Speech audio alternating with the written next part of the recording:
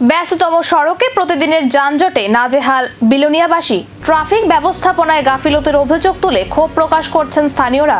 Billionaire ১ নম্বর টিলা হাসপাতাল corner থেকে state bank পর্যন্ত এলাকায় সকাল থেকে সন্ধ্যা পর্যন্ত লেগেই থাকছে যানজট। ফলে পথচারী, অফিস কর্মী, স্কুল কলেজের ছাত্রছাত্রী সহ সাধারণ মানুষকে চরম দুর্ভোগ পোহাতে হচ্ছে। স্থানীয়দের অভিযোগ, ট্রাফিক কর্মী মোতায়েন থাকলেও অনেক সময় কার্যকরভাবে যান নিয়ন্ত্রণ করা হয় না। পাশাপাশি যত্রতত্র অটো দাঁড় করিয়ে যাত্রী নামা ওঠা এবং রাস্তার উপর মালপত্র লোড আনলোডের কারণেও বাড়ছে যানজট। বাসিন্দাদের দাবি, প্রশাসনের পক্ষ থেকে আগে নিয়ম চালু হলেও তার কার্যকর বাস্তবায়ন ও নজরদারির অভাবে পরিস্থিতির তেমন পরিবর্তন হয়নি।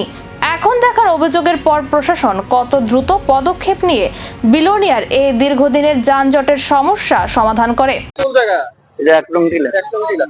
এই যে যানজট সৃষ্টি হইতেছে, কি করবেন এটা নিয়ে? আগে যে ওয়ান ওয়েটা ছিল, আগে ওয়ান ওয়েটা থাকলে এই যানজটটা অনেকটা লাঘব হতো। এখন ওয়ান ওয়েটা না থাকার কারণে উভয় দিক থেকে গাড়ি ক্রস করে, যার ফলে যানজটটা বেশি তৈরি হয়। এটা আগের মতো করাই সঠিক। ট্রাফিক পুলিশ আছে এখানে?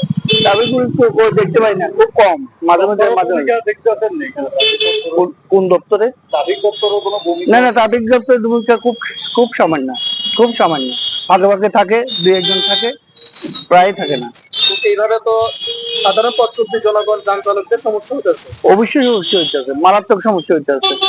একটুখানি জায়গা, আধা কিলোমিটার জায়গা যাচ্ছে আধা ঘন্টা 15 মিনিট লাগে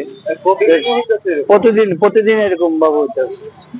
যানজটের যন্ত্রণা কি এবার শেষ হবে নাকি চলবে এই দুর্ভোগের ছবি? এখন সেদিকেই নজর।